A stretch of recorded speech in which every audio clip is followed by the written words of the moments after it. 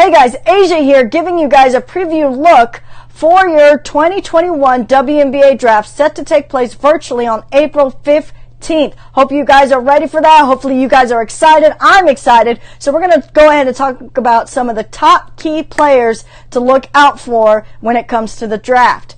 First up, we have Charli Collier, center from Texas, still projected #1 pick for the Dallas Wings. Now, she finished her season averaging 19 points and 11.3 rebounds, and she shoots 51.1% from the field. She played well against the upset over #2 Maryland. I don't know if you guys watched that game, but she was able to score 16 points and 11 rebounds in that game. Now, she struggled against South Carolina only with 4 points and 4 rebounds. But that's because South Carolina has a tough defense and they weren't going to let her slide through.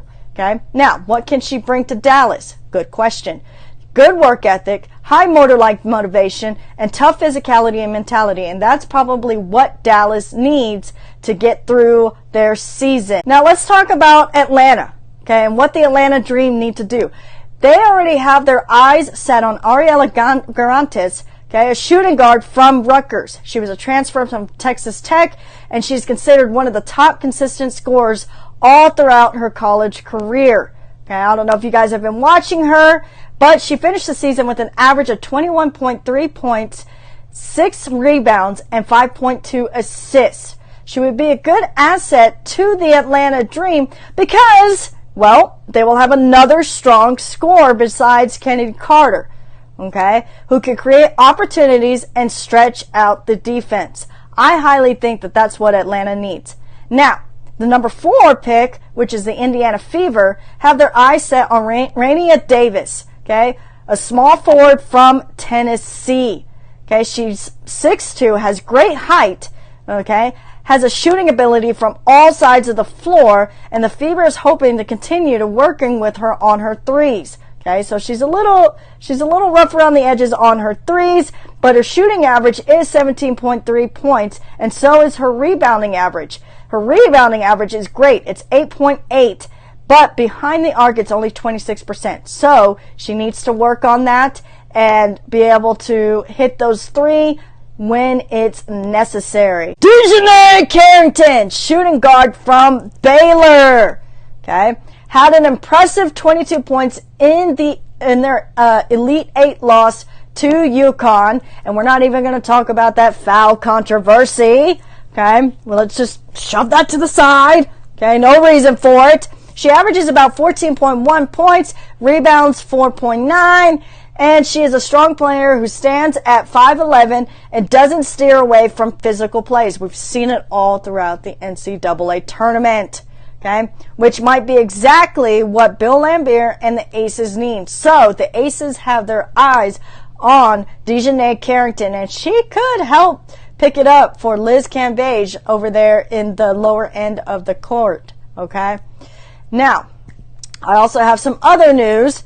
Evina Westbrook from UConn, okay, she was one of the few that's like iffy. She's going to go into the draft her junior year, or is she going to stay with UConn another year? She has made her decision, and Evina Westbrook from UConn will return to play for the 2021-2022 NCAA season. So there you have it, guys. There is your preview for the WNBA Draft. Hopefully you guys enjoy. Hopefully you guys will be watching on April 15th on ESPN. Get there and watch the draft. Watch the excitement. I'm excited. Hopefully you guys are just as excited as I am. Next up, Chelsea Dungee. Okay?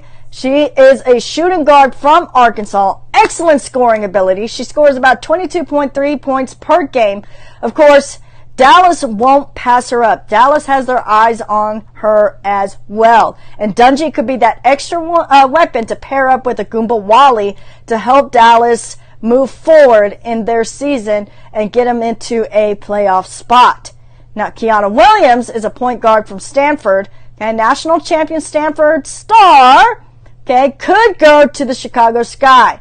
Averages about 14 points per game, assists is about 3.1, and has program best. She has made about 311 3-pointers in her career. What does that say about Kiana Williams? And I don't know if you guys were watching the Final Four, but guess what? She was hitting those threes like it was nothing.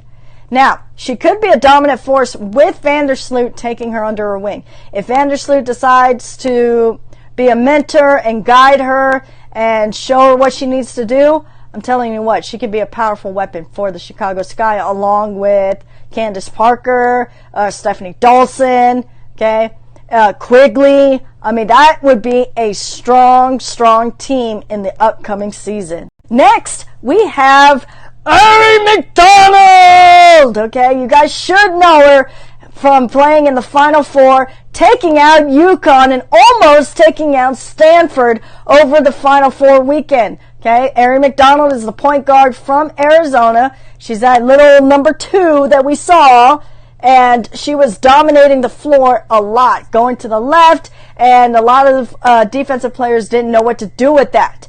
But she may be little, but she is tough. Have you ever heard that saying, though she be but little, but she is tough? That is Ari McDonald. Okay, she's quick, dominant, and always out for the kill. Now, she averages about 20.6 points and 5.6 rebounds and 4 assists per game. Okay, so she's projected to go to the Dallas Wings. They have their eyes set on Ari McDonald, and hopefully that'll be another strong unit for the Dallas Wings.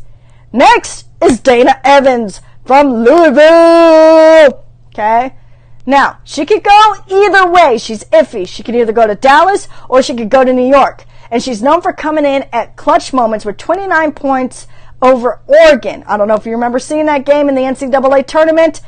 But if she goes to New York, she'll be joining former teammates Asia Durr, Jasmine Jones, and Kylie Shook. Okay?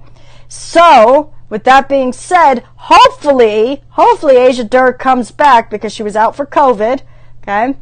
And the Liberty, if she goes to the Liberty, if they get her, they already know what kind of player they're going to get.